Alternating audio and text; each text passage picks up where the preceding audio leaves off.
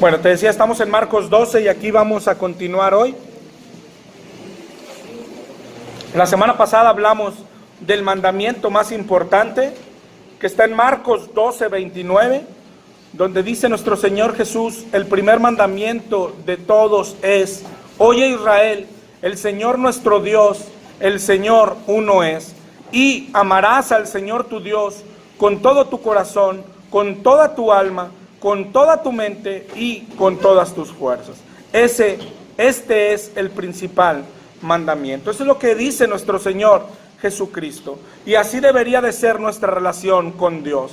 Si algo tiene urgente el pueblo de Dios, si algo es urgente en nuestras vidas, es amar al Señor con toda nuestra alma, con toda nuestra mente y con todo nuestro corazón. De lo contrario, tenemos que entenderlo como lo que es pecado. El que no está amando al Señor así como Él pide ser amado, está en pecado. Hay cristianos que no necesitamos avanzar en conocimiento. Habemos cristianos que no necesitamos avanzar en conocimiento. De hecho, nos hace mal, ¿sí? Porque vamos adquiriendo conocimientos y haciéndonos más sabios y conociendo doctrinas y doctrinas y doctrinas, y algunos incluso sirviendo al Señor y sirviendo y sirviendo y sirviendo. Pero lo que dice la Biblia es: si no lo amas con todo tu corazón, con toda tu alma y con toda tu mente, lo demás no sirve de nada. ¿Ok? No sirve de nada. Entonces, ¿a dónde tenemos que regresar? A este rudimento, a buscar amar a Dios. A buscar amar a Dios con toda nuestra alma, con toda nuestra mente y con toda nuestra fuerza. Y otra vez, ¿de dónde se adquiere? Del Evangelio.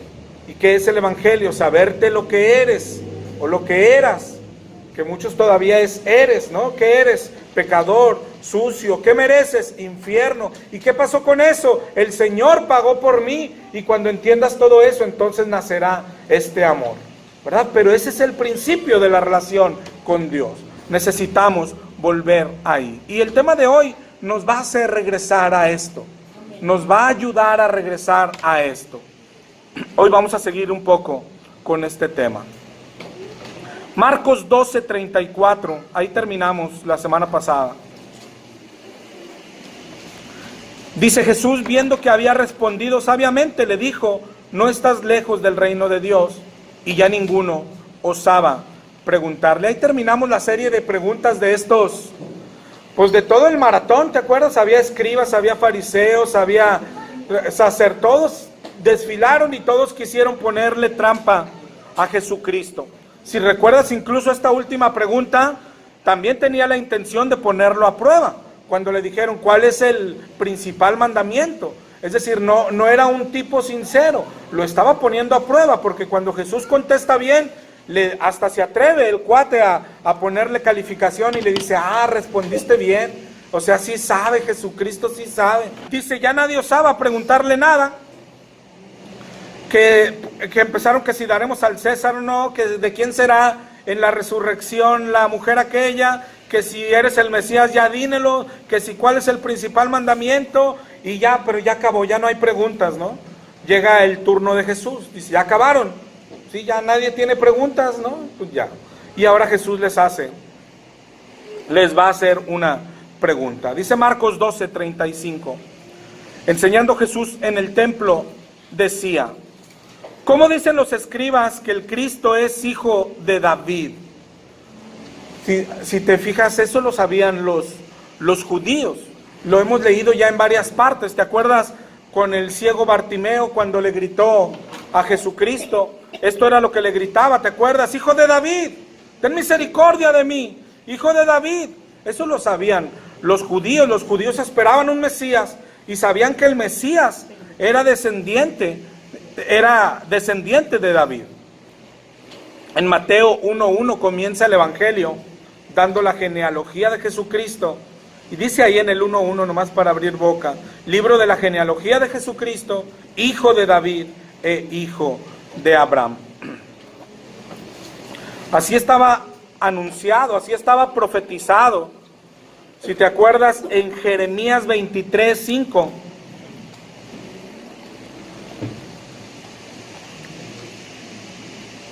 Jeremías 23:5 dice: he aquí que vienen días, dice Jehová, en que levantaré a David renuevo justo, y reinará como rey, el cual será dichoso, y hará juicio y justicia en la tierra.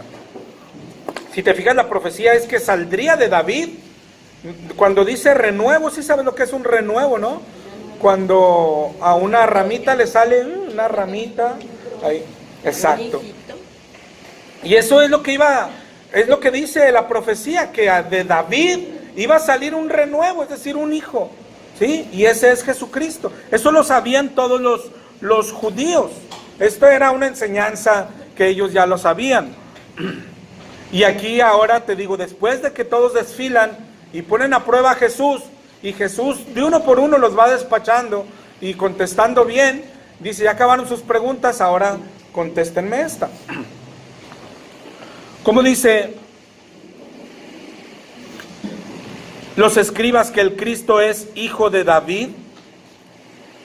Dicen Marcos 12:36, porque el mismo David dijo por el Espíritu Santo, dijo el Señor a mi Señor, siéntate a mi diestra hasta que ponga tus enemigos por estrado de tus pies. David mismo le llama Señor.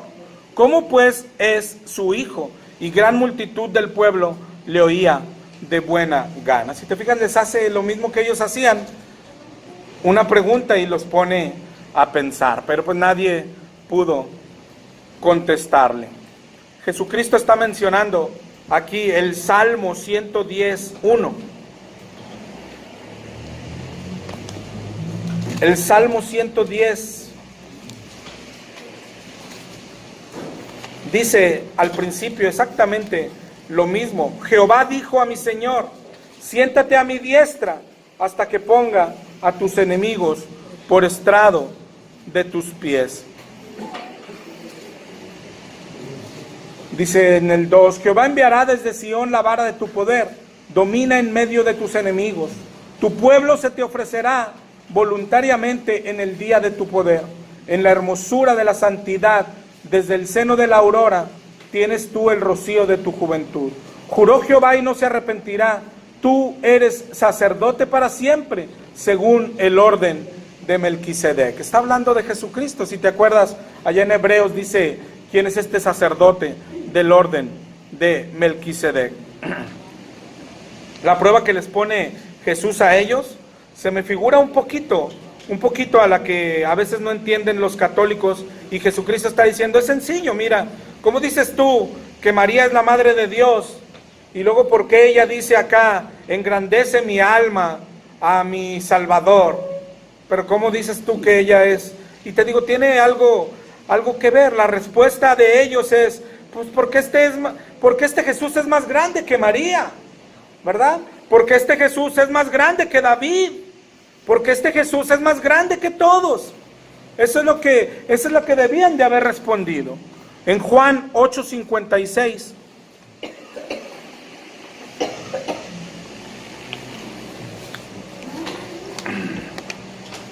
Juan 8:56 en adelante.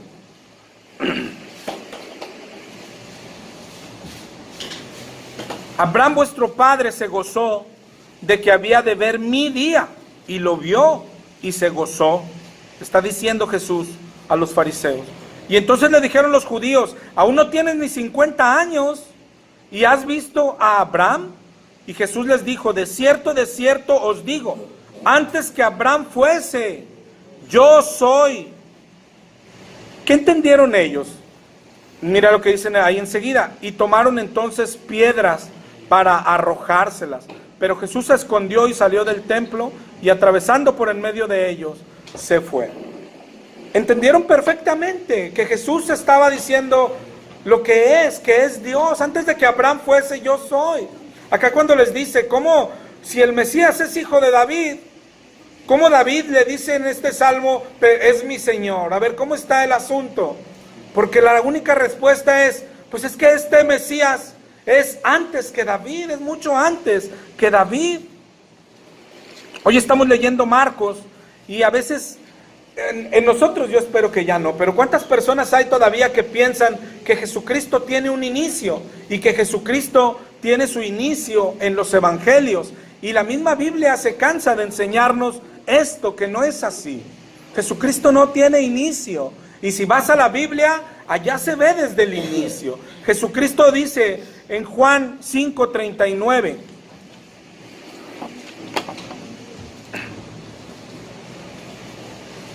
Juan 5:39 les dijo Jesucristo: escudriñad las Escrituras, porque a vosotros os parece que en ellas tenéis la vida eterna, y ellas son las que dan testimonio de mí. Y cuando Jesucristo está hablando de esto, no está hablando de la Escritura como hoy la conocemos, de toda la Biblia. Está hablando de la Escritura que existía en ese día, que es el Antiguo Testamento. Y Jesucristo le está diciendo lo que es. O sea, la Biblia habla de mí desde el inicio. Habla de mí en Lucas 24:44. En Lucas 24:44 les dijo: estas son las palabras que os hablé, estando aún con vosotros, que era necesario que se cumpliese todo lo que está escrito de mí en la ley de Moisés, en los profetas y en los salmos. Es decir, desde Génesis hasta Malaquías, la Biblia habla de Jesucristo. No solo habla, la Biblia se trata de Jesucristo, desde Génesis a Apocalipsis, pero hablando del Antiguo Testamento, desde Génesis a Malaquías, la Biblia habla y se trata de Jesucristo. Él es la persona central de la Escritura. Aquí les dijo: en la ley de Moisés habla de mí, en los profetas habla de mí y en los salmos. Yo no sé qué te sorprenda más, pero de lo que vamos a hablar hoy, hermanos, hay versículos para la vida. Por ejemplo, hablar de que la ley de Moisés habla de Jesús, podemos ir a verlos y habla muchísimo de Jesús, ¿ok? No vamos a mencionar todos hoy, pero es cosa que tú puedes comprobar tranquilamente. Por ejemplo, en Génesis 49:10.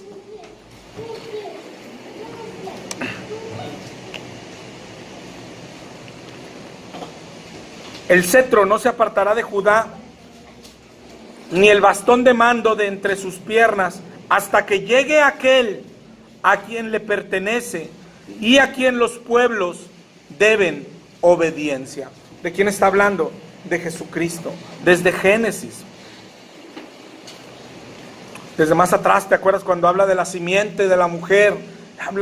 Puedes ir por toda la ley de Moisés y habla de Jesucristo. Los profetas hablan de Jesucristo. Isaías 7, yo creo es de los más conocidos. ¿Te acuerdas? El Señor os dará señal: la Virgen concebirá y dará a luz un hijo, y llamará por nombre Emmanuel, que ya sabemos que significa Dios con nosotros.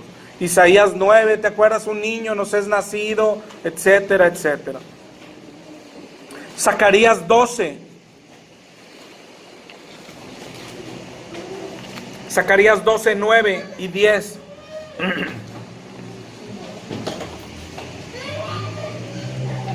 En aquel día yo procuraré destruir a todas las naciones que vinieren contra Jerusalén, y derramaré sobre la casa de David y sobre los moradores de Jerusalén espíritu de gracia y de oración, y mirarán a mí, a quien traspasaron, y llorarán como se llora por hijo unigénito. Imagínate lo que está hablando.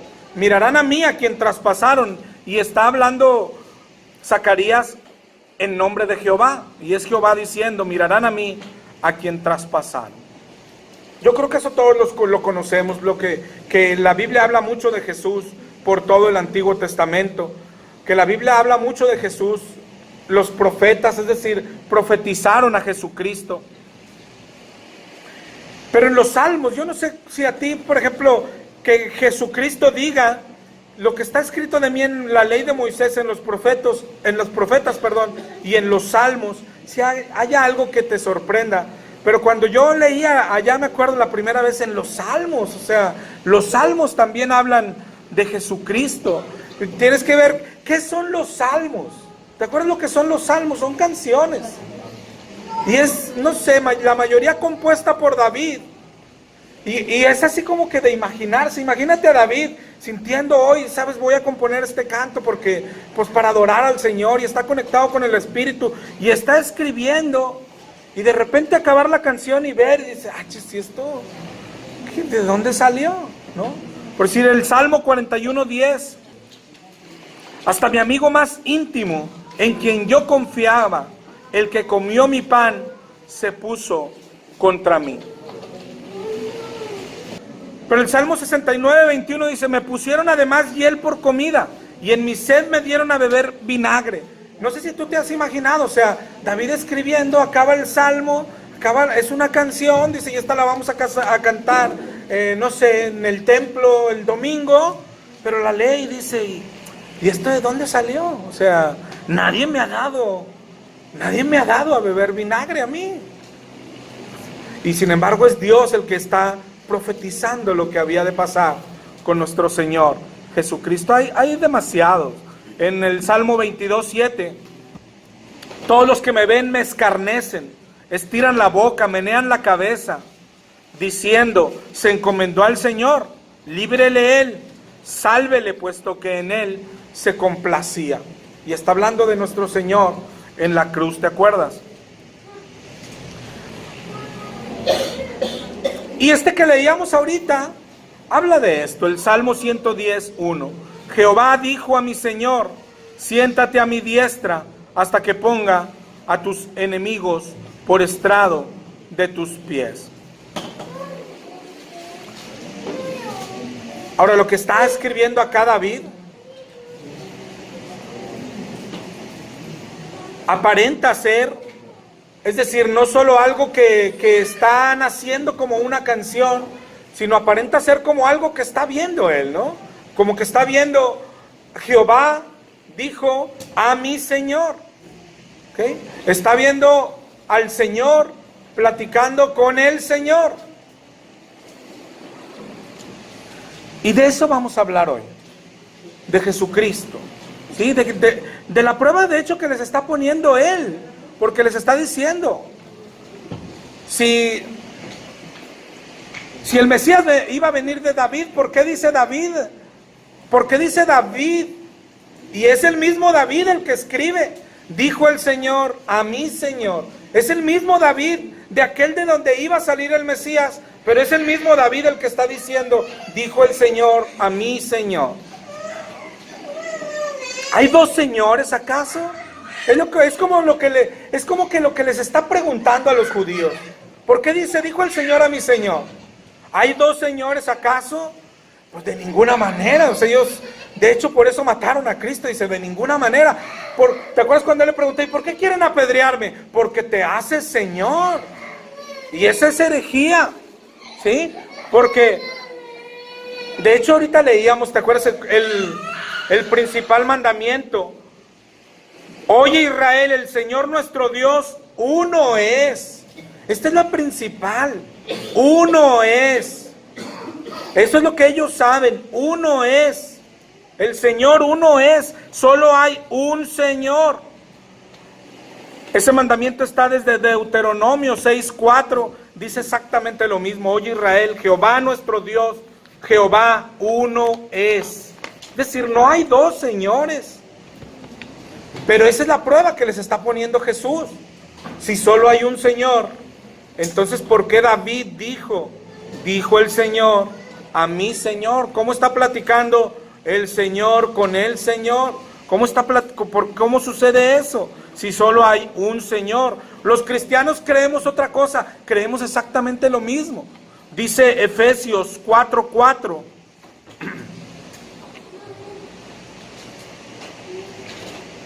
y 4:5, un cuerpo, un espíritu, y luego dice en el 4:5, un Señor, una fe y un bautismo.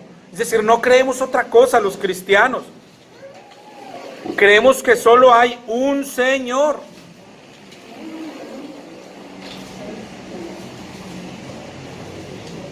pero creemos que el Señor es Jesucristo.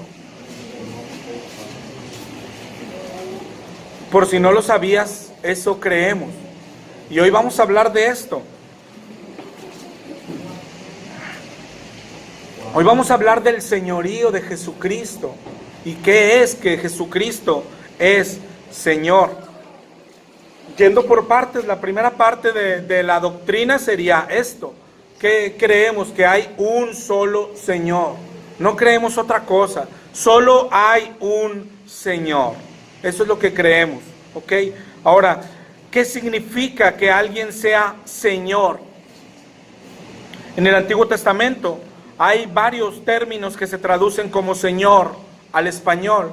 Los más grandes son dos principalmente. ¿Ok? Uno es Adonai, que yo creo lo has escuchado, pero no sé si lo sabías, si lo ves en la Biblia, en el diccionario, en la concordancia, no es exclusivo. Este viene de la palabra Adón y no se usa exclusivamente para Dios, aunque después se llegó a reconocer como un título de Dios. Algunos dicen un nombre de Dios, Adonai, pero si tú vas a la Biblia, no se usa solo para Dios. La palabra Adón significa Señor, dueño de algo o alguien. Y el significado principal es amo, amo. Esos son el principal significado. Si te fijas, son lo mismo. Dueño de algo o alguien. Y es el amo. Por ejemplo, en Génesis 24:9.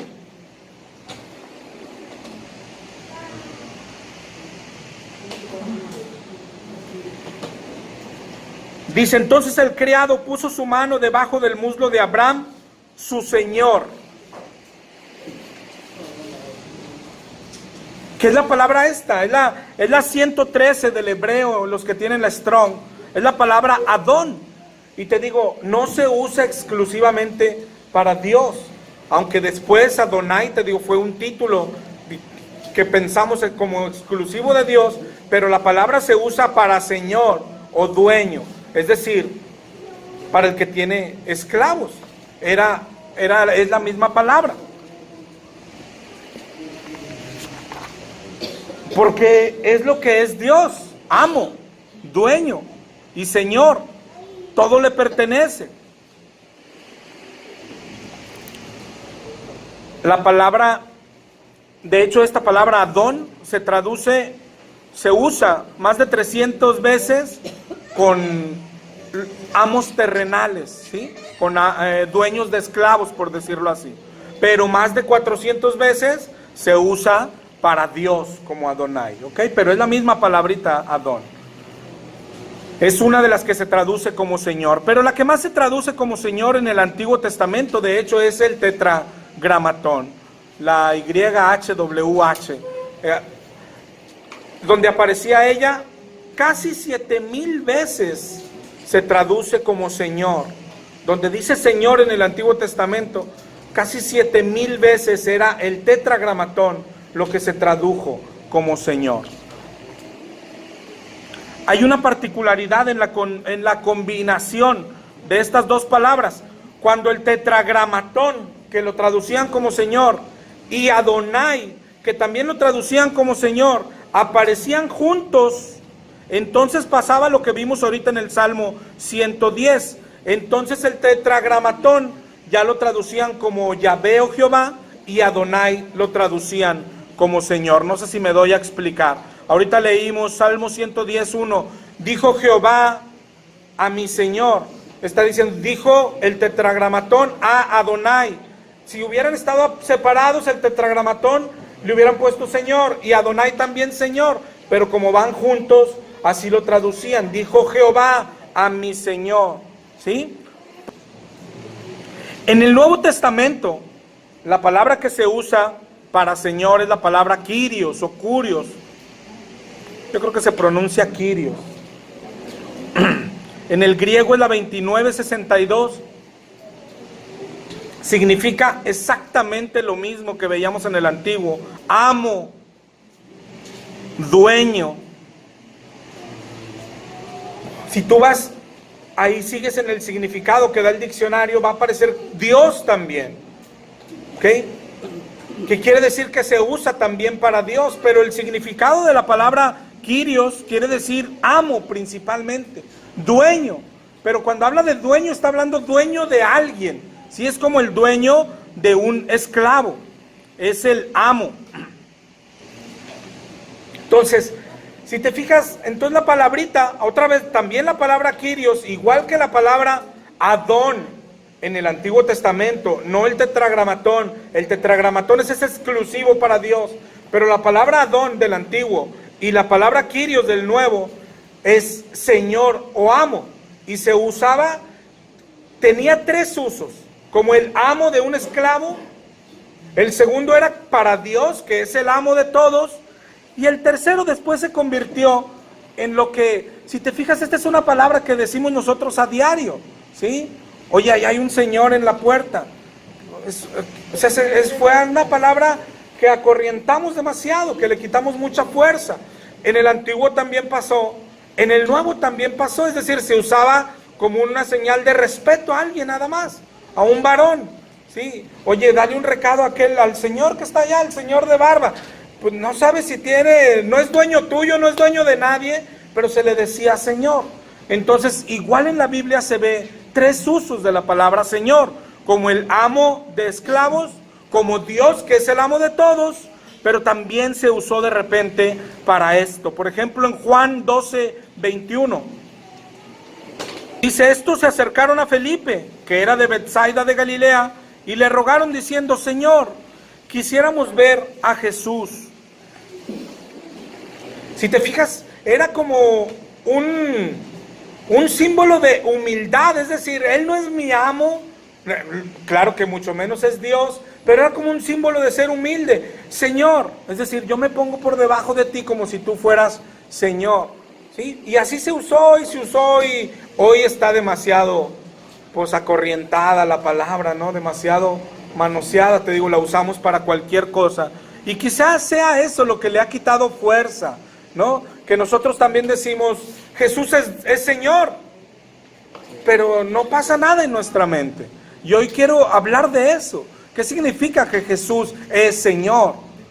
¿Ok? Significa que, es decir, cuando la Biblia dice que Jesús es Señor, ¿qué clase de Señor es? ¿Es porque tiene unos esclavos? ¿O es porque es un título de respeto? Algunos dicen, no, pues es que miren, era solamente, le decían Señor de respeto, o es porque es el Señor, nuestro Dios, ¿verdad? Y eso es de lo que tenemos, eso es de lo que vamos a hablar hoy, de el señorío de Cristo. ¿Qué significa que Jesús es Señor? ¿Okay? Tenemos que quedarnos con el significado, eso es súper importante.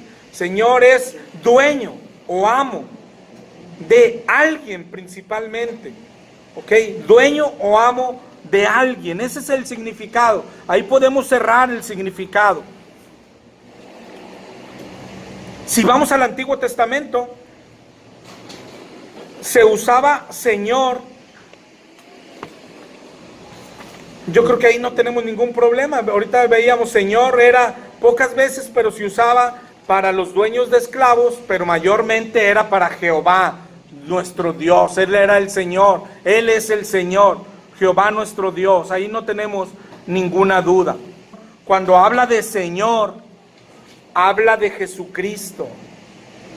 Habla de Jesucristo, es casi exclusivo. Eso ya es muy significativo. Eso ya enseña algo. Eso ya enseña mucho, ¿no? Cómo se cierran así las variables para llegar a una conclusión. Es, si en el Antiguo la palabra Señor se usa para Jehová, y en el Nuevo Testamento la palabra Señor se usa para Jesucristo, y luego tenemos una variable tercera, y dice la Biblia que solo hay un Señor. Es decir, si nos quedamos con dos variables es, si el Antiguo dice que Jehová es el Señor, si el Nuevo dice que Jesús es el Señor, ¿qué te da? Ah, que hay dos variables, que hay dos señores. No, pero tienes que sumarle una tercera variable, que la Biblia dice que solo hay un Señor. Ahora sí, dime qué te da. ¿Qué nos da? Que Jesús es Jehová, ¿verdad? Así es como hay que sumar como hay que sumar la Biblia, ¿no? La semana pasada nos quedó pendiente la frasecita aquella, ¿te acuerdas? Del amor no se irrita, es verdadera. Pero luego vamos a la Biblia y dice que Jesús se enojó contra los mercaderes. Y la Biblia habla de enojo y la Biblia habla de ira de Dios. De hecho dice que Dios está airado contra el impío. Entonces, ¿cómo arreglamos eso? Que bíblicamente no es la misma palabra que se usa para enojo ni para ira. Hay una tercera palabra que se usa para irritar. Y de hecho, en el Nuevo Testamento, en el griego, es la única vez que se usa la palabra irritar. En ese pasaje de Corintios 13, donde dice el amor no se irrita. Entonces no se está refiriendo a lo mismo, si te fijas. No significa el amor no se enoja, el amor no se molesta, pero si está diciendo el amor no se irrita. Es como se cierran las variables, ¿no? Si te fijas, no es tan complicado llegar a una conclusión. En el Nuevo Testamento la palabra Señor se usa para Jesucristo más de 700 veces. Es casi exclusivo de Jesús. El Nuevo Testamento no menciona a Jehová. ¿Por qué será? ¿Nunca te has preguntado por qué será? La Biblia de los Testigos sí menciona a Jehová. La versión, ¿cómo se llama, Ron? La traducción del Nuevo Mundo. Y la lógica que aplicaron tiene demasiada lógica, muchísima lógica. Ellos dicen, si en el Antiguo Testamento se traduce el tetragramatón como Señor, dice entonces yo en el Nuevo Testamento, donde dice Señor, pues su lógica es, pues yo le puedo poner el tetragramatón. Y si te fijas, tiene mucha lógica, ¿sí? Muchísima lógica. Oye, en el Nuevo Testamento no dice Jehová ni el tetragramatón jamás, jamás, pero la Biblia del Nuevo Mundo, ¿por qué sí dice Jehová? Por algo lógico que usaron ellos y que sí tiene lógica.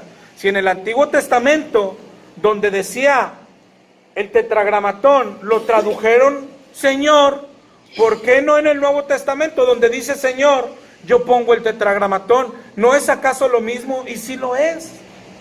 Y sí lo es. Nada más que les falta que aplicando esa lógica, hay muchos pasajes de la Biblia donde los llevaría a decir que Jehová es Jesús. ¿Sí? Por ejemplo, aquel donde dice, hasta que toda rodilla se doble y reconozca que Jesucristo es Él.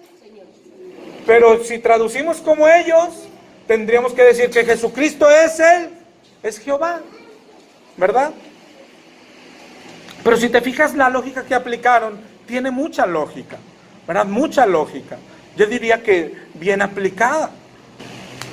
La doctrina del señorío de Jesucristo es una doctrina abundante en versículos. Abundante en versículos. Estamos hablando, no sé si sea la más grande, si tú agarras la concordancia y le das vuelta y vuelta y vuelta, no se acaba. Son miles de versículos. Es de estas doctrinas, a lo mejor como si buscas la palabra Dios, son miles de versículos. Son miles, es decir, quiere decir que tú agarras y es lo que más dice, Señor, Señor, Señor, Señor. Es lo que habla la Biblia. No grande en sus partes, ¿sí? En sus partes, ¿a qué me refiero? ¿Te acuerdas cuando hablamos que hay que creer? Por ejemplo, ahorita, Jesús es el Señor. Hay muchísimos versos. Hay más de 700 versos que mencionan a Jesús como Señor. Aquí es donde la doctrina solo tiene un cierre. Fíjate cómo ahí alguien podría decir, pero mira ahí lo que dice. Alzaron la voz a Dios y le dijeron, soberano Señor. Tú eres el Dios que hiciste el cielo. Tú estás hablando de un Señor. Pero y luego vemos que la Biblia habla, por ejemplo, Hechos 7:59, cuando apedreaban a Esteban y él invocaba y decía, Señor Jesús, recibe mi espíritu. Y también está hablando al cielo, Señor Jesús, recibe mi espíritu. Y el otro decía, Señor Dios. Entonces solo tiene una solución. O hay dos señores, que la Biblia también dice que no, que solo hay un Señor. Entonces solo tiene un cierre, que Jehová y Jesús es el mismo, que es un Señor. ¿Sí? Es un cierre demasiado sencillo. Jesús es Señor y la Biblia se cansa de decírnoslo. Hechos 16:31.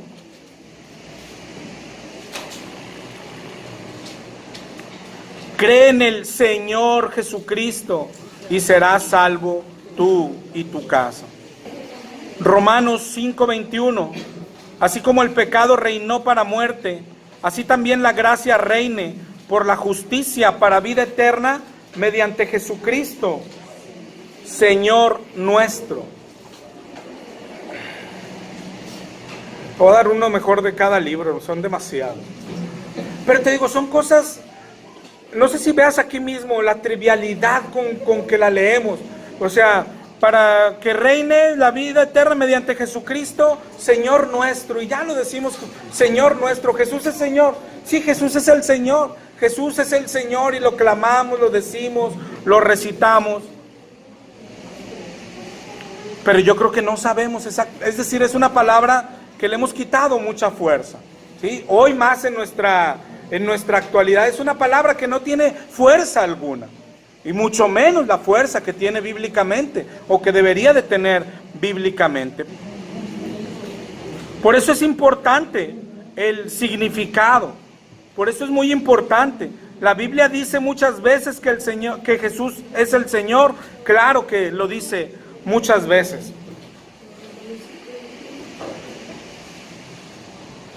Yo creo donde se ve más el peso, y eso ya debería de cobrar importancia para nosotros, es algo que leíamos ahorita. ¿Y por qué lo mataron? Porque le dijeron, porque te haces Señor. Y para nosotros lo que hoy creemos, ¿y eso qué? ¿Y eso qué? O sea, ¿eso qué queremos decir? Eso para nosotros no significa nada, pero bíblicamente sí. Bíblicamente significa mucho, ¿verdad? Decir Señor significa mucho. ¿Jesucristo dijo que era el Señor? Claro que lo dijo. Muchas veces, varias veces. Por ejemplo, en Mateo 7:20.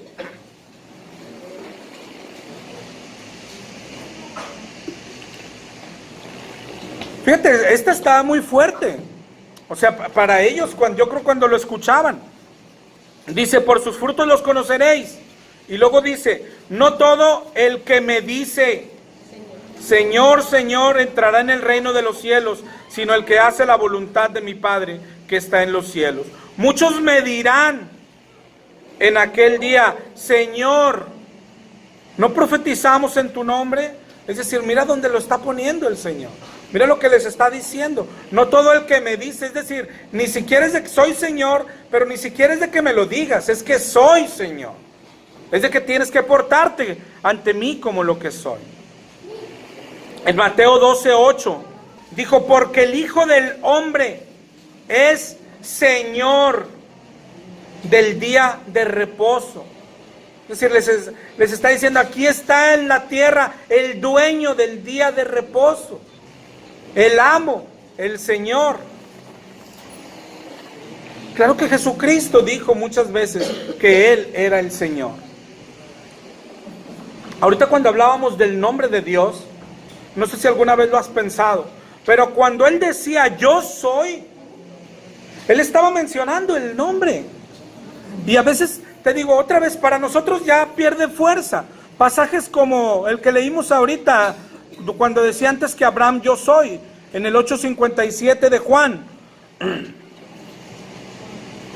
Pero si estuviéramos hablando en el idioma de ellos, en el original hebreo, o en el arameo, sea cual sea el que hablaba Jesucristo, lo que Jesús estaría diciendo es, antes que Abraham fuese, y pudiendo haber dicho, yo ya era, yo ya estaba, yo ya existía, yo no tengo... No dijo, antes que Abraham fuese, Jehová. Eso es lo que significa Jehová, yo soy. Pero te digo, nosotros lo estamos leyendo en el español. Él lo está hablando en el idioma que se hablaba en aquel entonces, ¿sí? Es decir, lo que él está mencionando siempre cuando dijo esto, por ejemplo, un poquito antes en Juan 8:24.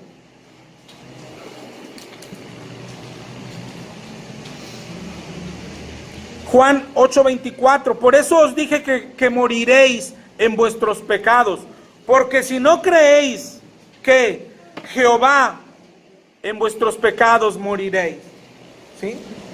No sé si lo entiendas, es decir, cuando él dice yo soy, está usando el nombre. Está usando, de hecho, hay una versión, creo que es en la Septuaginta, donde en el original estos yo soy es el tetragramatón, es decir, Jesucristo está usando el tetragramatón para sí mismo. Siempre que usó esta frase, y por eso era de sus preferidas. En Juan 18:5, cuando vienen a él a prenderle y le dice, ¿a quién buscan? A Jesús Nazareno. Y Jesús dijo, yo soy. Otra vez, no sé si lo entiendas, en el original está diciendo Jehová, ¿sí? O Yahvé, o lo que, como decía ahorita mi hermana, o cualquiera que sea la pronunciación correcta que se hacía en aquel entonces. Era su frase favorita. Pero te digo, nosotros estamos en el español y pierde fuerza. Pero en el idioma original, es decir, con Jesucristo hablando en su idioma original, lo que está diciendo, muchas veces lo dijo, Jehová. Y mira cuántas veces lo usó. Yo soy la puerta. Yo soy el buen pastor. Yo soy la resurrección y la vida. Yo soy el camino, la verdad y la vida. Yo soy la vid verdadera. Es decir, ya si no lo mataban, ya, ¿verdad? Se complacía en decirlo. Yo soy. Cada vez que él decía yo soy, estaba pronunciando el nombre de Dios. Y se lo estaba adjudicando a sí mismo, ¿sí? No sé si lo entiendes, te digo, porque es decir, otra vez, pierde sentido o fuerza en nuestro idioma. Pero en el idioma que él está hablando, él está diciendo Jehová. Antes que Abraham fuese, Jehová. Y luego otra vez, Jehová, la vid verdadera. Jehová, el camino, la verdad y la vida. Es decir, yo soy el camino, la verdad y la vida. Ese es el nombre de Dios. Pero eterno, pues es que no tiene principio ni final. Es un atributo de Dios, no es un nombre de Dios. Es un... Pero te digo, otra frase que a lo mejor también no tiene tanto sentido para nosotros, aunque alguna vez yo creo que todos nos la hemos preguntado, y esto también tiene que ver con Jesús, haciéndose Señor, haciéndose Dios, cuando Él se decía Hijo de Hombre, ¿verdad? No sé si lo veas, es una constante. A Él le gustaba decirse el Hijo del Hombre esto, pero decía, ahorita vimos, el Hijo del Hombre es Señor del día de reposo. ¿Qué significa Hijo de Hombre? Y otra vez también es algo profetizado. Está en Daniel 7, 13 y 14. Dice, miraba yo en la visión de la noche, y he aquí con las nubes del cielo venía uno como un hijo de hombre, que vino, y otra vez fíjate, hasta el anciano de días, y le hicieron acercarse delante de él. Otra vez el anciano de días hablando con el hijo de hombre. Pero a este hijo de hombre, dice, y le fue dado dominio, gloria y reino, para que todos los pueblos, naciones y lenguas le sirvieran. Su dominio es eterno, nunca pasará, y su reino uno que no será destruido. Otra vez, ¿por qué les decía a ellos? Acuérdate que está hablando con judíos que conocían, no solo conocían, eran expertos en esto. Estaban esperando un Mesías y conocían esto, hijo de hombre. Bueno, cuando él se dice a sí mismo hijo de hombre, está señalando a Daniel 7. ¿Te acuerdas de aquel hijo de hombre? Ese es el Señor. Es decir, Jesucristo, claro que dijo quién era muchas veces. Jesús es Señor. Yo no sé si sea de las doctrinas más grandes en la Biblia, sí es una de las más grandes. El señorío de Cristo Jesús es Señor, aunque hoy no tenga tanta fuerza para nosotros. Es una doctrina grande. En la Biblia, fíjate bien, porque en la Biblia hay figuras, ¿sí? En la Biblia hemos visto figuras. Oye, Jesús es la vid y nosotros somos el fruto, ¿no? Él es el pastor, nosotros somos las ovejas. Esta no es una figura, esto es lo que es. O sea, no está usando figuras aquí. Esto es la verdad verdadera, ¿no? Como dicen los jóvenes ahora. O sea, esto es lo que Él es Señor, no está usando figuras. Es decir, oye, Señor se usaba para los amos terrenales y a veces podemos confundirnos. Entonces, es una figura, ¿no? Que nosotros somos, no es una figura, es lo que es. Él es Señor, ¿sí? No está usando figuras. Jesús es Señor. ¿no? Y es tan grande, es tan poderosa la doctrina y lo que debemos de entender, que a veces hasta, no sé si te pasa, caen gordas. Yo escucho cosas o alguien predicar y decir, es que no quieres hacerlo, Señor. Déjate de cosas, Jesús es Señor, lo quieras hacer o no, Señor. Es decir, Jesús es Señor, dueño de todos nosotros, los que lo conocemos, y es dueño de todos los que no lo conocen. Es dueño. Es decir, no, la invitación no es, no quieres hacerlo tu Señor. La invitación es, Jesús es Señor. Hay un Señor. Te guste o no te guste, Jesucristo es Señor. Porque es importante para nosotros. Súper importante. En Malaquías 3:16.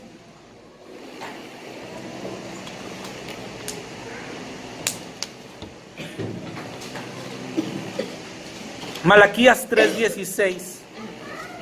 El hijo honra al padre, el siervo a su señor. Si yo soy padre, ¿dónde está mi honra? Y si soy señor, ¿dónde está mi temor? Dice Jehová de los ejércitos a vosotros, oh sacerdotes, que menospreciáis mi nombre. Lo que está diciendo Malaquías es, ¿cómo se dirá? Necesitamos alguien que sepa mucho de ortografía. Cada cosa tiene su contrario o su relación, ¿no?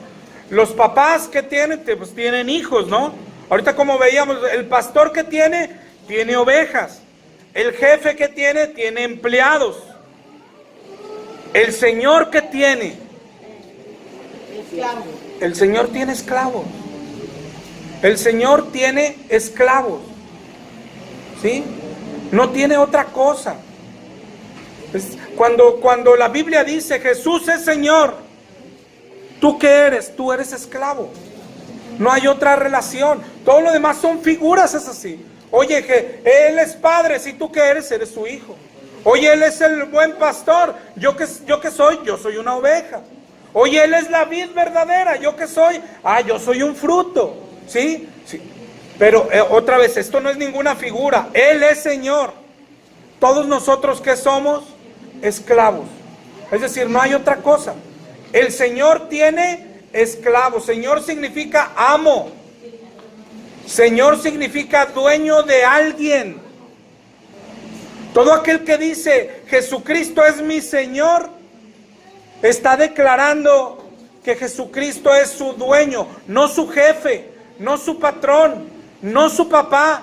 No, es mi dueño, no me pertenezco. Eso es lo que está declarando todo aquel que dice Jesús es mi Señor, yo soy su esclavo. Aquí, por ejemplo, lo que dice Malaquías, hay una relación correcta. Nosotros también la sabemos.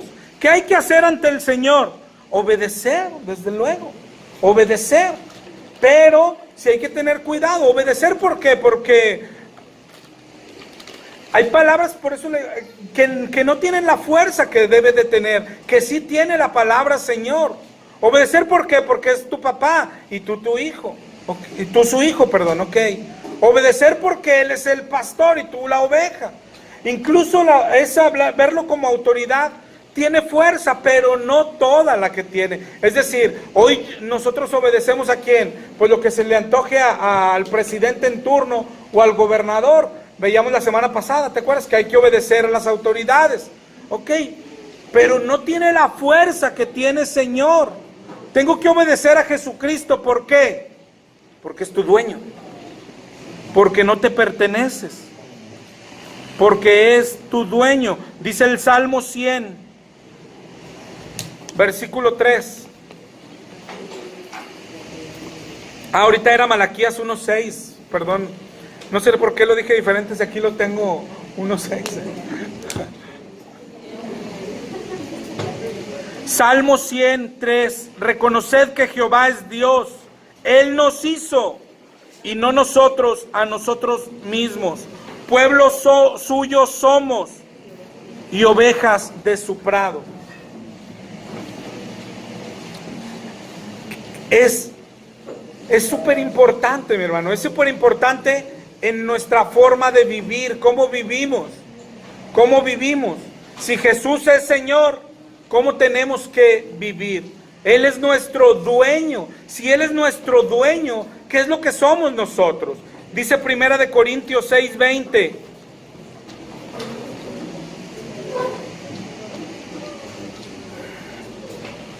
Porque habéis sido comprados por precio. Glorificad pues a Dios en vuestro cuerpo y en vuestro espíritu, los cuales son de Dios.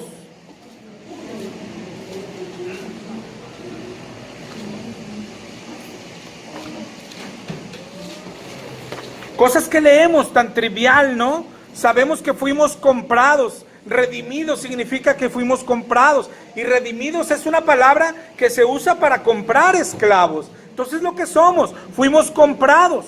Dice 1 de Pedro 1:18. Sabiendo que fuiste rescatados de vuestra vana manera de vivir, la cual recibiste de vuestros padres, no con cosas corruptibles como oro o plata, sino con la sangre preciosa de Cristo, como de un cordero sin mancha y sin contaminación. Fuimos comprados a precio de sangre, es lo que dice la Biblia. ¿Ok? Entonces, si te fijas en lo que vamos aprendiendo es, Jesús es Señor. Para nosotros, ¿qué significa que Jesús es Señor? Si Él es Señor, nosotros ¿qué somos respecto a ese Señor? No hay otra forma. No hay otra forma. Los señores tienen esclavos, ¿ok? Él quiere tener relación con nosotros. ¿Cómo debe de ser esa relación? ¿Qué hace un esclavo ante su amo? ¿Cómo se comporta un esclavo ante su amo? Ver, ¿qué es un esclavo? Tú puedes ir a buscar en leyes antiguas, gracias.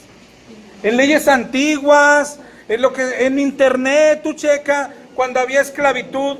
Más tú busca, teclea, yo creo que en Google, hoy que se usa tanto el Google, derechos de un esclavo, y ve a cualquier ley, a cualquier país, a donde sea, derechos de un esclavo, lo va a ser pronto resuelto. ¿Sabes qué te va a aparecer? Ninguno.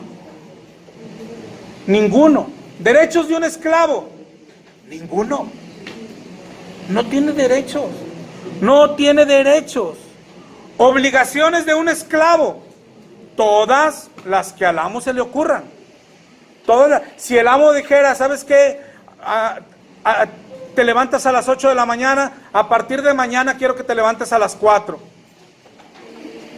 Es una obligación. A partir de que el amo lo dijo, es una obligación. Él no tiene derechos. Él no puede preguntar, ¿pero por qué? ¿Por qué se le antojó eso? ¿Por qué amaneció de mal humor? No te importa, eres un esclavo. El esclavo no tiene derechos. Tiene todas las obligaciones. Esclavo es propiedad de alguien. Esclavo es casi como un objeto. Y alguien puede decir, ¿y acaso no es esto lo que enseña la Biblia? Eso es lo que enseña la Biblia. Cuando Él nos dice arrepiéntanse, ¿qué es arrepiéntanse? Cambien de mente, cambien su manera de pensar. ¿Cuál es nuestra manera de pensar antes de conocer a Dios? Por el amor de Dios, pensábamos que no tenemos que dar cuentas a nadie. Pensábamos que podíamos hacer lo que queramos. Pensábamos que éramos nuestros dioses y cosas así. Arrepiéntanse, ¿qué es? Tienes que creer diferente. ¿Y qué es lo que tienes que creer? Que tienes un amo, que tienes un dueño, que no te perteneces, que no te mandas solo, eres propiedad de alguien. Cuando la Biblia habla del Espíritu Santo y dice que es el sello, ¿te acuerdas cuando hemos visto el significado de esto? ¿Qué es el sello? Es como un hierro candente, como el que se le ponía a las vacas. No se le pone a las vacas todavía. Como el que se le ponía a los esclavos. Así es, de eso mismo está hablando. Eres un esclavo. El Espíritu es aquel sello que te fue puesto como un hierro candente, propiedad de Jesucristo. Y es un sello que se presume. Soy de Jesucristo. Soy de Jesucristo, no tengo derechos, no tengo propiedades, no tengo dinero, no tengo nada. Cuando vienes a Jesucristo, pierdes todo. Por eso te decía, ¿no es acaso lo que enseña la Biblia? Deja todo y sígueme. El que viene a Jesucristo pierde todo, pierde propiedades, pierde dinero, perdió su cuenta de banco, la perdió, la perdiste por si no te habías dado cuenta. Pero otra vez, esclavo es algo que como hoy no existe aquí, perdemos de vista, ¿no? Te puedes imaginar, oye, pero ¿y lo que trae puesto? No le pertenece. Es decir, esclavo es propiedad de alguien. No es como hoy que tú puedes pensar, bueno, pero tenían su sueldo. No tenían sueldo. Son propiedad de alguien. Un esclavo no es como un sirviente de hoy que te limpia la casa y le pagas. Eso no es un esclavo. Un esclavo es alguien que te pertenece y no le pagas salario. Un esclavo es tuyo y tuyo todo lo que trae él. Le pedía al niño un monito, pero casi llegó sin ropa. Pero este monito es mío, ¿sí? Yo lo compré. Y falta que este monito dijera, bueno, pero la ropita es mía, ¿no? No, la ropita también es mía. Oye, y la casita donde vivo y donde juego también es mía. Oye, y el alimento que la mamila que me compraron también es mía. Oye, pues no tienes nada. Y el cristianismo es eso. El cristianismo es ser esclavo. Y el esclavo no tiene derechos. Y el esclavo no tiene propiedades. Y ese es el cristianismo. Se nos pide dejar todo. Yo creo que debe de cobrar nueva luz en tu mente. Porque el Señor dice, deja todo y sígueme. Se lo dijo a Pedro y dejó sus barcas. Se lo dijo a Mateo y dejó la mesa de los tributos. No tiene nada. Un esclavo no tiene salario, no tiene propiedades, no tiene muebles. Dice, por eso te digo, pero esto es lo que enseña la Biblia. Esto es lo que hemos leído vez tras vez. Pasajes que les pasamos por encima y no nos detenemos. Dice Lucas 9:23. Si alguno quiere venir en pos de mí, niéguese a sí mismo. Tome su cruz cada día y sígame. Y luego nos dice en el 9:24, ¿qué significa esto? ¿Por qué lo leemos y por qué no nos detenemos a pensar? Dice, porque todo el que quiera salvar su vida, la perderá. Pero todo el que pierda su vida por causa de mí, este la salvará. ¿Y qué aprovecha el hombre si gana todo el mundo, pero se destruye o se pierde a sí mismo? Todo el que quiera conservar su vida pasada y todo aquello, lo que era y para lo que vivía, va a perder la vida eterna, ¿sí?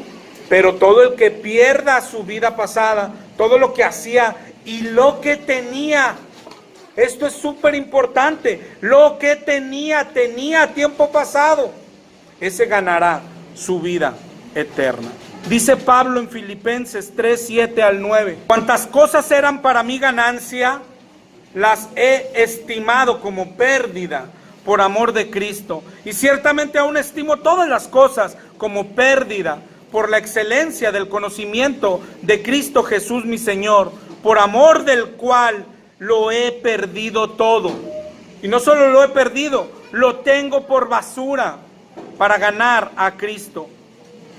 Eso es lo que pensaba Pablo, porque eso es la vida cristiana. La pregunta para nosotros hoy es, ¿cuánto de nuestra vida pasada estamos conservando? ¿Qué tan parecida es tu vida de hoy a tu vida pasada? Lo que pasa es que hay dos tipos de cristianismo, ¿te acuerdas? Y uno es falso, pero es un cristianismo donde tú tienes el control de todo. De hecho es el cristianismo aquel donde quieres recibir a Jesús, yo tengo control, yo sé si lo recibo o no lo recibo, yo tengo control de todo. Y luego tienes control de tu tiempo, de tu dinero, de tus sueños. Un cristianismo donde aún se tienen sueños y Cristo es el ayudador para tus sueños. Un cristianismo donde aún tienes planes y proyectos. Un cristianismo donde crees que tienes sueldo, donde crees que tienes una casa o varias, donde crees que tienes cosas materiales e invitas a Jesús a que te ayude con todo lo que es tuyo. Ayúdame, Jesús, con mi tiempo, con con mi dinero, con mis sueños. Ayúdame, ¿cuántos piden todavía? Ayúdame a realizar mis sueños. Porque el cristianismo verdadero es una vida donde antes tú tenías control de todo, pero cuando conoces a Cristo y este te salva, y este te adopta, y este te perdona, y este te compra, pasaste a ser de su propiedad. Dejas todo, pierdes todo, te guste o no. Es el único trato que hay. Con Dios no se hacen pactos. Hay gente que dice, es que yo voy a hacer un pacto con Dios. Dios no está haciendo pactos. Dios está comprando esclavos. Eso es todo lo que está haciendo. Él no está haciendo pactos, y menos con personas como nosotros. ¿Sí? ¿Qué hacemos? Te voy a dar de mi dinero. Por eso es tanta podredumbre, doctrinas como esas del diezmo. Pues, te voy a dar mi 10%. ¿Cuál 10%? Nada es tuyo. No es tuyo nada. El 100 no es tuyo. Pero cuando le enseñas a la gente, dale tu 10 a Dios y el otro 90, dispón de él. Pobrecitos. Creen que Dios es un limosnero, ¿verdad? No, cuando te convertiste a Cristo, los calcetines que traías puestos ya no son tuyos. El reloj que traías puesto ya no es tuyo. El carro en el que andas ya no es tuyo. La casa en la que vives ya no es tuya. Cuando te convertiste a Cristo, perdiste todo. Perdiste todo. No sé si alguna vez lo habías visto así. Veo caras que creo que no. Si te fijas, es lo que hemos leído siempre, es la invitación de Cristo. Cuando iba pasando con Leví, le dijo, deja todo y sígueme. No le dijo, ve y guarda la mesa de los tributos, dásela a tu señora, ponla en el banco. No, dijo, déjalo todo y sígueme.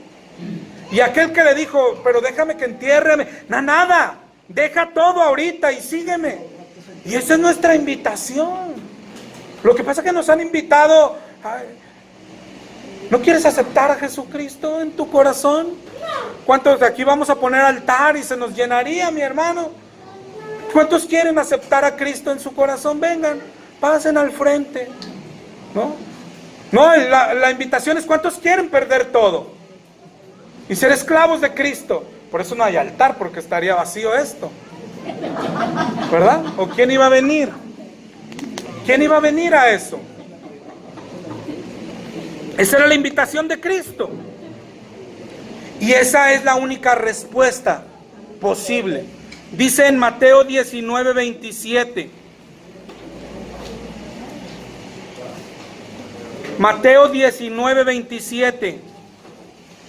Pedro le dijo, he aquí nosotros sí lo hemos dejado todo y te hemos seguido. Eso es lo que pide el Señor. Precisamente eso. El primer cambio de mente que pasó, yo creo que debió de pasar en nosotros es, antes yo pensaba que yo me ganaba mis cosas. Antes yo pensaba que yo era Juan Camaney. Antes yo pensaba que era bien trabajador y que era bien inteligente y que todo lo había logrado. Y cuando conocí a Cristo, error. Reconocí a Cristo todos los días de mi vida. Volteé hacia atrás, mi hermano, y vi cada cliente, pude verlo, cómo era Dios el que lo mandaba. Cada peso que caía en mi cuenta, podía ver claramente la mano de Dios, cómo era Dios el que lo depositaba. Eso cambió mi vida. Eso cambió nuestra vista. No era yo, era un tonto. Era Dios, siempre fue Dios, siempre fuiste tú. Es decir, no estoy perdiendo nada. Solo estoy reconociendo que nada era mío.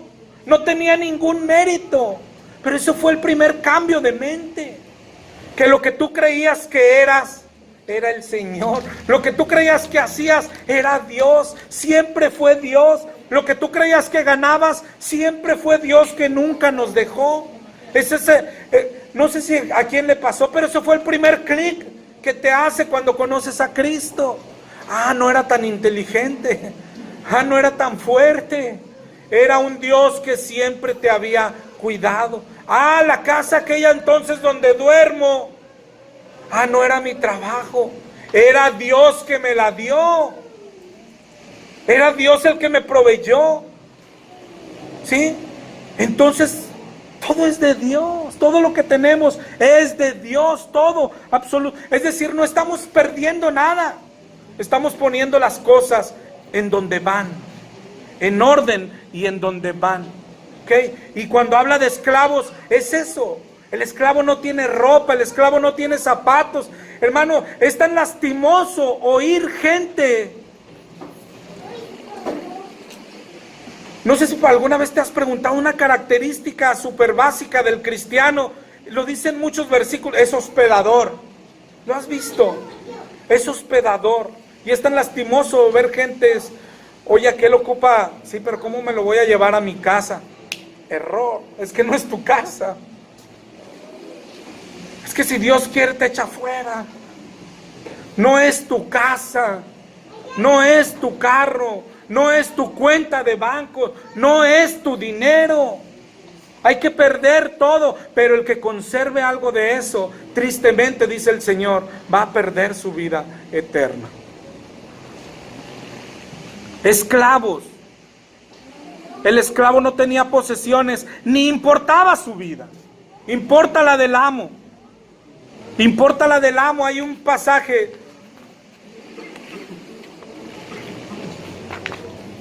si alguien me ayuda con él, pero te lo parafraseo, donde dice el Señor, cuando el siervo te sirve, y luego ¿qué esperas? Que se levante el amo.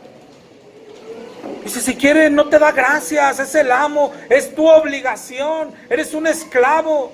Y nosotros a veces incluso servimos a Dios, pero con este corazón todavía. ¿Y qué me irá a dar el Señor? ¿Qué me irá a dar? Si ya fui a predicar, ¿qué me va a dar? Nada, eres un esclavo, eres un siervo inútil. Lo que te correspondía hacer hiciste. Pobrecitos de aquellos que no están haciendo ni lo que les corresponde hacer.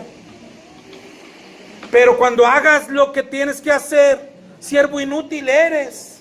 Solamente obedeciste al amo. Es importante entender este concepto. Tus deseos no son importantes. Tus planes, todos los planes que tenías antes de conocer a Cristo, ya no importan. Sean los que sean, un trabajo, una carrera profesional, un carro, una casa, no importan. Los que importan son los planes de tu amo. Hermano, es el concepto más importante que hay que entender.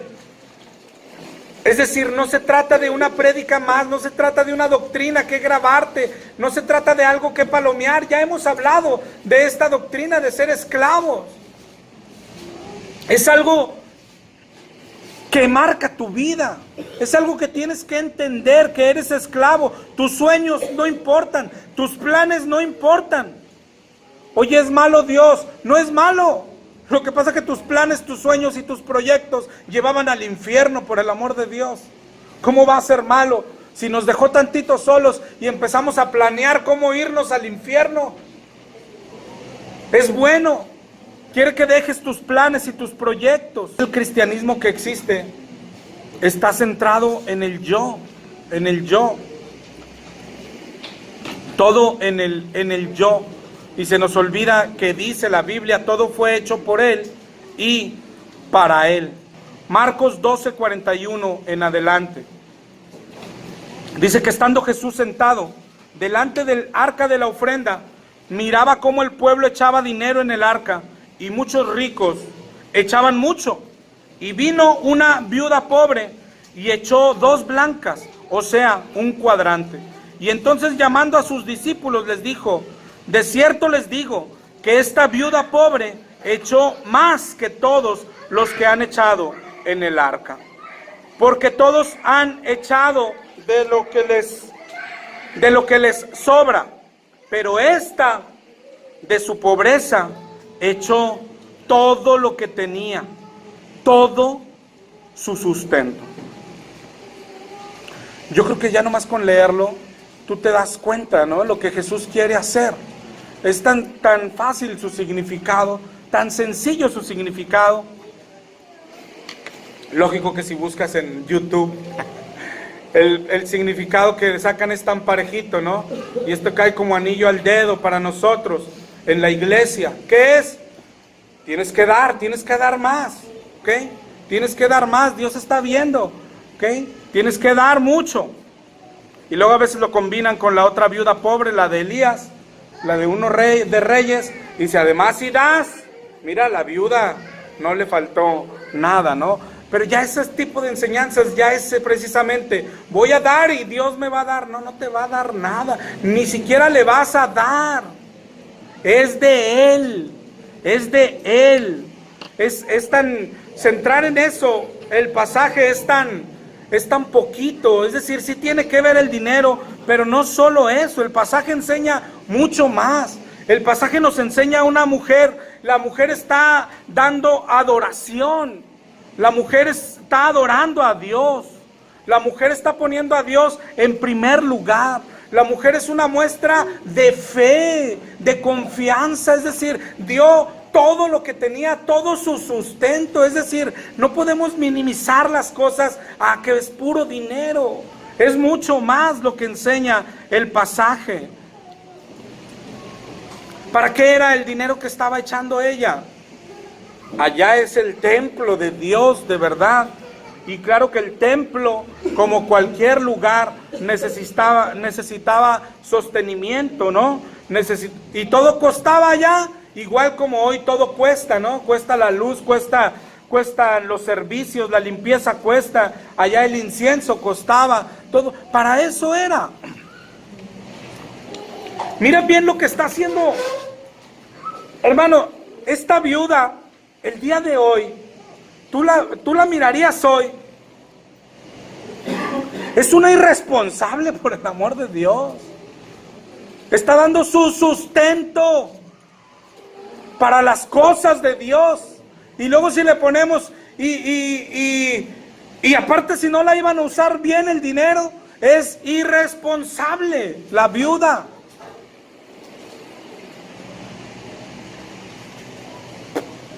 Pero sin embargo Jesucristo la exalta. Jesucristo dijo, Jesucristo está diciendo, esta es la que se fue a casa justificada, esta es la que dio no de lo que le sobra. Oye, dio menos que todos, dio menos que todos. Los ricos, ¿cuánto daban? Mucho, pero daba de lo que le sobran. Y esta dio todo lo que tenía. Todo lo que tenía. Eso es, te digo, eso no es simple dar, eso es adorar, eso es tener fe, eso es tener confianza, eso es poner a Dios primero. Oye, era la casa de Dios y era donde se reconciliaban con Dios. Para mí, ella decía, eso para mí es primero. Oiga, pero no va a tener para comer. ¿Y quién va a pensar en eso? Aquí viene la gente y se reconcilia con Dios. ¿Qué puede ser mejor que eso? ¿Qué puede ser más importante que eso? Si nos preguntaran a nosotros diríamos, pues nuestro sustento, ¿no? David un día tuvo la misma idea, no sé si te acuerdas, en el Antiguo Testamento, pero él pensó cuando ya había hecho su casa, su palacio, y luego dijo, mira yo dónde vivo, y Dios en la casa de tela, y ahí entró. ¡Qué mal! Si Dios es primero.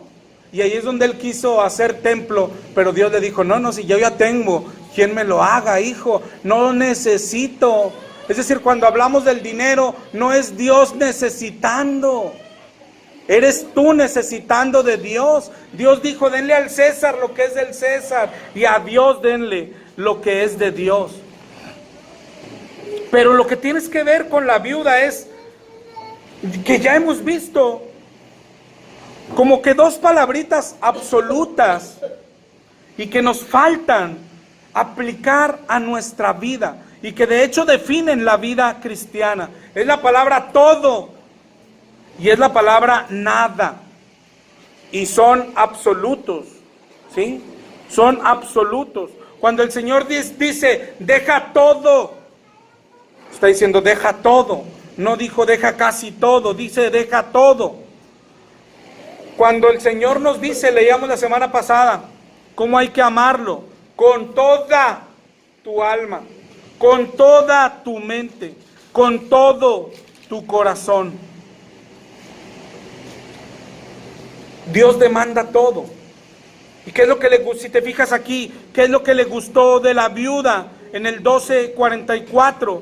Todos han echado lo que les sobra, pero esta echó todo lo que tenía. Por ejemplo, en Mateo 19:21, cuando le dijo al joven rico, vende lo que tienes y dalo a los pobres, y tendrás tesoro en el cielo. Eso hay que saber, y nos lo está pidiendo a nosotros. Eso es lo que tiene su chiste, ¿verdad? Eso es lo que tiene su chiste, pero la invitación del cristianismo es un llamado a perder todo. Te digo, desde todo lo que estamos leyendo, pero no solo lo que hemos leído en los evangelios, lo que dice Cristo y todo, ya nada más con lo que es Él, que Él es Señor. ¿Qué soy yo? Esclavo, ¿sí? ¿Y qué tiene el esclavo? Nada, absolutamente nada. Oye, pero lo que antes tenía, según tú, eso se quedó ahí, en la banqueta. Cuando conociste a Cristo, Él pedía, ahí lo dejas, sí, ahí lo dejas. Le dijo al joven rico, vende todo, dáselo a los pobres, y luego ven y sígueme. Oye, ¿y si me lo llevo? No, o sea, no puedo. Oye, déjame que vaya y entierre. No, nada. Dejas todo y sigues a Cristo. El que pierde su vida la ganará, pero el que conserva su vida la perderá. ¿Qué es conservar su vida? Lo que hacemos, mi carro, mi agua, mi compu, mi salón, mis focos, mi clima, no tienes nada. No tienes nada, absolutamente nada. Ojalá y lo entendieras hoy, porque es cuestión de vida eterna. Negarse a uno mismo. Tenías algo de dinero cuando viniste a Cristo, había algo de dinero en la cuenta. Te fue embargado. Ya no es tuyo. Ya no es tuyo, nunca lo había sido, ¿verdad? Pero ya no es tuyo. Cuando vienes a Cristo, lo pierdes todo. Lucas 14:26, si alguno viene a mí, no aborrece a padre, madre, mujer, hijos, hermanos y hermanas, y aún su propia vida, no puede ser mi discípulo. ¿Le estás dando a Dios lo que te sobra o le estás dando a Dios todo? Todo, y te digo, no se reduce a dinero. El tiempo, las fuerzas, tus sueños, tu alma, tu mente, tu corazón, tu dinero. ¿Le estás dando a Dios sobras o le estás dando a Dios todo? Esa es la pregunta que nos tenemos que llevar hoy. Todo está acomodado en la Biblia magistralmente. Después de que terminamos hoy con este mensaje y terminamos Marcos 12, sigue Marcos 13. ¿Y sabes de qué habla Marcos 13? ¿Te acuerdas que vamos a leer Apocalipsis? ¿Sabes por qué? Porque lo que sigue es la advertencia de Dios diciendo, Cristo viene pronto. Cristo viene pronto. Y ahorita leímos, y pobre de aquel siervo que cuando su amo venga no lo encuentre sirviendo. Bienaventurado aquel que cuando su amo venga lo encuentre sirviendo. Lucas 14:28.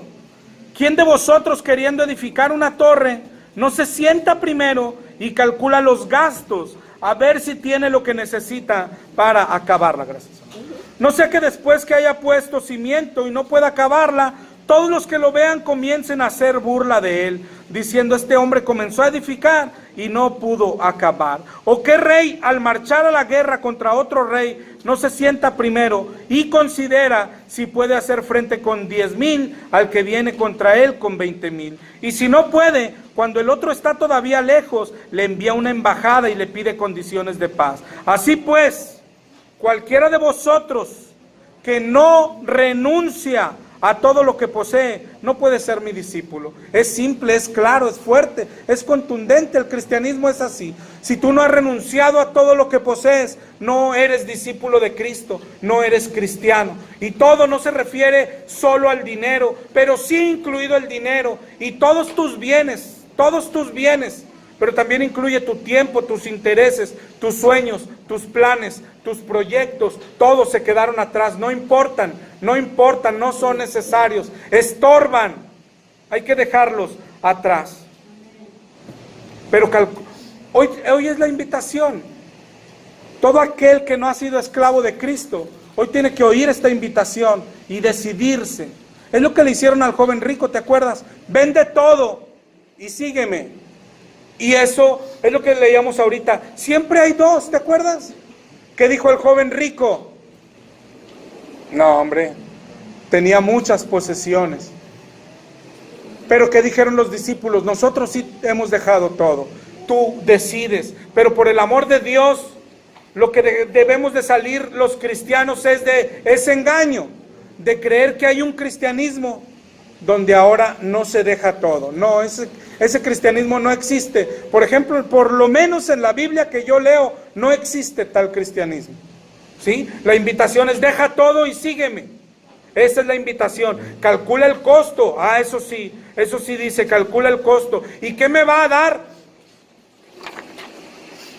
Salvación, perdón de pecados. Eso es todo lo que el Señor tiene para nosotros. Por eso Él te manda hoy, dame todo el dinero que tengas. ¿Ok? ¿Qué hago, papá? ¿Lo deposito en la cuenta de la iglesia? Dice, no. Tú vas a hacer, ¿qué dice la Biblia? Por el amor de Dios, que somos los cristianos. ¿Qué dice que somos? Administrador. Tú me das todo tu dinero, yo te contrato como administrador. ¿Te gusta? Es todo lo que hay, es todo lo que estoy, es lo que hay. ¿Te guste o no? Si no te gustas, no eres cristiano. Si no lo haces así, no eres cristiano. Ahora, ¿qué significa ser administrador del dinero de Dios? Pero esto es tan sencillo. ¿En qué gastas tu dinero? Entre comillas. ¿En qué lo gastas? Estamos en agosto, otra vez te repito. ¿Lo gastas un poco diferente que como lo gastabas en enero? Un poquito nada más, hermano. Ojalá y fuera así, un poquito. Que confíes en Dios tantito. Que yo sé que tienes deudas, que yo sé que tienes pagos, que yo sé que tenemos obligaciones. Pero ¿y la confianza en Dios? Y no solo la confianza. ¿De dónde nacen todas esas obligaciones que tenemos? ¿Del carro que traes? ¿De la pantalla de tantas pulgadas que traes? ¿De la ropa que te has comprado? Date cuenta que hemos gastado dinero que no nos corresponde. Porque no te corresponde, porque no es tuyo, lo has gastado. Y eso es lo que muchos estamos haciendo con el dinero de Dios. ¿Sí? El dinero es de Dios. Otra vez, cuando viniste a Cristo, cuando Cristo te salvó, también te compró. Y ese día, antes de entrar al palacio, antes de entrar al reino de Dios, en la puerta, se nos pidió a ver qué es lo que usted tiene. En mi casa, mi carro, mi dinero. Dijo, ese déjalo ahí. Ok, ya no es nada de usted. Se te contrató como esclavo. Se te contrató como administrador de los bienes de Dios. ¿Y cómo los has estado usando? Te llega tu nómina. La empiezas a separar. Grábalo bien. El primero es Dios. El primero es Dios. Oye, si no sobra, estoy bien endeudado. Ahí ya vienen ¿cómo ves ese dinero? No es tuyo. El primero es Dios. Te alcance o no te alcance para lo tuyo. Lo primero es Dios. Oye, pero ¿a poco no hay un orden? Sí, sí hay un orden. Oye, ¿no es la familia primero? Sí, es la familia primero. Porque el que no provee para los suyos, ¿qué es? Es peor que un incrédulo. Sí, mi hermano, pero en ese versículo no va incluido todo lo que hacemos y que estamos engañando a Dios. No van incluidas las pantallas, no va incluido el carrito que estamos pagando, no va incluido cuando el Señor dice, claro, eres mi esclavo, pero no te voy a matar de hambre. De ese dinero vas a tomar para comer, vas a tomar, claro que si tu hijo se enferma, pues lo vas a llevar al doctor, pues ni modo que no, si te amo, pero oye, claro que vas a tomar para tu ropita, pues ni modo que andes desnudo, vas a tomar para ropa, pero nada más, hijo. Eso no incluye la camioneta del año, eso no incluye la pantalla de 50 pulgadas, eso no incluye la bolsa de piel que me gusta, eso no incluye los zapatos de 1000 colores para que me combinen con la bolsa, eso no incluye. A estas alturas de nuestra vida, ya muchos hemos hecho cosas malas con el dinero de Dios y ya estamos entrampados en algo, ya estamos entrampados. Es decir, oye, yo saqué un crédito para traer una camioneta que me gustaba. Bueno, eso eso no es de Dios. ¿Ok? Ya, oye, tengo que separar algo ¿de qué? Del dinero de Dios. Ten cuidado. Ten cuidado. Porque Dios es primero. ¿Lo de Dios qué es? Lo de Dios es esto. Entonces separe primero lo que es de Dios. Dele a Dios lo que es de Dios. Y después pídale y ruéguele. Señor, ayúdame con mi deuda. Porque esa deuda es tuya. ¿Verdad? Esa deuda es tuya, ¿sí? Pero ruéguele al Señor, pero de ninguna manera tome dinero de Dios para cosas que no son de Dios. Pero dice que provea a mi familia, sí, lo necesario, lo como vive un cristiano, modestamente, así, provea, no, es decir, no por dar a la iglesia, oye, mis niños no tienen de comer, no, provéale a su familia comida, médico, nada, pero oye, pero quiere un Nintendo, ay, sí, mira, aquí está lo justo, y ha hecho algo para Dios, no es de usted, acuérdese. No, ¿qué hace falta? Hacen falta Biblias en la calle, hacen falta folletos, hace falta predicar el evangelio, hay gente sin... Entonces no se puede, hijo, no se puede. Oye, papá, pero gana mucho, no gano nada, enséñele a su hijo, no gano nada, todo viene de Dios. Hasta usted viene de Dios, no es mío, yo no lo hice solo, no tengo nada, no tengo ni hijos, hombre. Todo es de Dios, todo pertenece a Dios. Tenga mucho cuidado, ¿verdad? Y ahí sí entra el orden. Oye, lo que sigue, ¿qué es? El Señor nos manda a ayudarnos como hermanos. Y para eso está la iglesia. ¿Qué hacemos? Ofrendamos, ¿sí? Eso sigue. Y después, afuera. Hermano, gastar el dinero de Dios. Yo no sé quién se esté quedando tanto con dinero de Dios. Es decir, hace falta tantas cosas. Hacen falta Biblias en la calle. Hace falta... ¿Cuántos saben que predicar el evangelio cuesta? Llevar folletos a la calle cuestan. Los folletos cuestan. Los folletos cuestan. Los libros cuestan. Sí, así es, la comida que llevas. Todo cuesta. Eso es gastar. Eso es que grábatelo bien. Es que algunos nos confundimos. Esto es darle a Dios. No, mijo. Eso es gastar el dinero de Dios como Dios quiere que lo gastes. No le estás dando nada.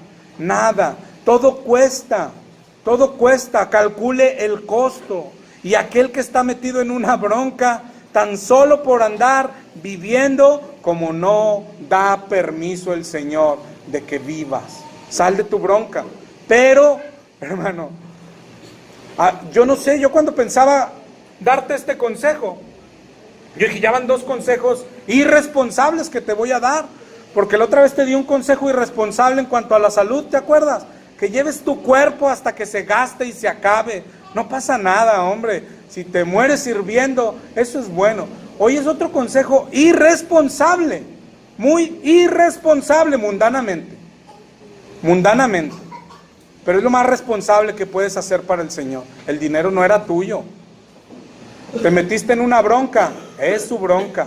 Ruéguele al Señor que lo saque de su bronca, pero el dinero, empiécelo a gastar como Dios manda. Oye, le voy a quedar mal a Banamex. Tráguese su bronca, pero el dinero de Dios, gástelo en las cosas de Dios. Y después ruéguele a Dios que lo ayude a salir de su bronca. ¿Nunca te has preguntado por qué no sales de tus deudas? Pues tienes que gastar el dinero de Dios en lo que es de Dios y después clamarle a Dios por ayuda y Él te va a ayudar. Oye, eso no tiene cuadre. No tiene cuadre. Ganas 5,000 pesos y tus deudas son 5,000 pesos. ¿De dónde le voy a sacar 1,000 pesos para Dios? Es que los 5,000 eran de Dios. Dáselos a Dios si es preciso. Y luego pídele que te ayude con lo otro. No vas a salir hasta que honres a Dios y le des a Dios lo que es de Dios. Pero lo de Dios es de Dios. Y cuando lo de Dios es de Dios, Él sigue contestando oraciones, Él sigue entrando al cuarto, Él sigue teniendo cuidado de sus hijos. Él sigue estando contigo. Sal ya de tu comodidad. Tienes que, hermanos, los que tienen algo aún que tu presupuesto está apretado, tienes que meter a Dios ahí, porque no era tuyo ese presupuesto. Tienes que meter a Dios, aunque le empieces a quedar mal a alguien. Pero por el amor de Dios, no podemos preferir quedarle mal a Dios que quedarle mal a alguien más. De eso se trata nuestra vida, de dar a Dios lo que es de Dios, de ponerlo en primer lugar, porque es de Dios. No te está pidiendo que le des de lo tuyo, sino que entiendas que todo es de Él. Y cuando lo hayas hecho, que entiendas que siervo inútil eres. Oye, ¿qué me va a dar? Nada, no te corresponde nada. Oye, pero nos da. Es que ahí es donde viene. ¿Cómo nacerá el amor que Dios pide? Es que viene de eso, de que entiendas que siervo inútil eres, que solo obedeciste, que no tiene por qué darte nada. Pero luego volteas, ¿y me dio? Y mira qué hijos tan maravillosos tengo. Y mira, gasté esto en Dios. Y en el trabajo me cayó un bono. Y mira, le preferí a Dios que al Banamex. Y mira, amor, salió para pagar Banamex. Y que tu vida sea sobrenatural. Sobrenatural. El primer mal del cristianismo es ese. Voy a venir a Dios. ¿Y qué me va a dar? Hermano, nada, hermano. Eres esclavo. Voy a venir a Dios. ¿Qué se te ofrecen? ¿Qué puedo servirte? ¿Qué hago hoy? ¿A quién le puedo hablar? ¿A quién le? Esto no es de dinero grande. Es decir, hasta los niños cuando les dan dinero sus papás es de Dios. Es de Dios. Tengo que, comprar un folletito y repartírselo a mi amigo, pero aprender a que cuesta servir a Dios. Servir a Dios cuesta, y no solo dinero, pero incluye el dinero. Cuesta tiempo de descanso, cuesta tiempo con tu familia, cuesta, servir a Dios cuesta. Por eso el Señor dijo, calcule el costo, y el que quiera ser cristiano que lo sea, y el que no juegue. Que no juegue, váyase a su casa, compre en Coppel la pantalla y póngase a ver fútbol. Y la otra vez te invitaba, ¿te acuerdas? Incluso cómprate cerveza y tómatela y ya, hombre. Pero el que vaya a seguir a Cristo, siga a Cristo, pero sígalo como Él quiere. Él está buscando esclavos, grábatelo. Vienes a Cristo y pierdes todo. Tus bienes, tu dinero, tu tiempo, tus proyectos, tus sueños, tus planes, todo. A Cristo se viene con todo o no se viene. ¿Ok? Y si tu cristianismo estaba equivocado, hermano, por el amor de Dios, no quiero ofenderte. Hoy es el día en que lo rediriges. Lo rediriges nada más. Lo acomodas a como debe de estar. ¿Sí? Lunes, martes. Pero ya, mi hermano, no puedes seguir tirando mensajes a la basura. Hoy, esta semana, es el día en que sales a servir a Dios. No tengo dinero. Oye, pero yo gano 100 pesos a la semana. 100 pesos que no son suyos, son de Dios. Y yo gano 20,000 pesos a la semana, 20,000 pesos que no son suyos. Por eso dijo el Señor, si no se trata de quién tiene 20,000 y quién tiene 100. Por eso puso de ejemplo a la viuda pobre. Dijo, pero ella dio todo lo que tenía a Dios. Sal a dar todo a Dios y agarra las migajas. Agarra las migajas que te corresponden. Esas migajas saben bien ricas porque vienen de Dios. Empieza a servir a Dios como debemos de servirlo. Imagínate que se termine el año y nomás se te fue otro año y eres igual, haces igual, vives igual y gastas igual. No lo permitas, no lo permitas. Hoy es tiempo de empezar a vivir como el Señor manda. No tengas miedo, hermano. Si hay que sacrificar algo, no tengas miedo. Imagínate la viuda, qué miedo. Dio todo lo que tenía, dio todo lo de su sustento. ¿Y tú crees que se murió de hambre? No tengas miedo. Dice la Biblia, busca primero el reino de Dios y todo se te dará por añadidura. Busquemos a Dios, sirvamos a Dios y gastemos como Dios manda que gastemos.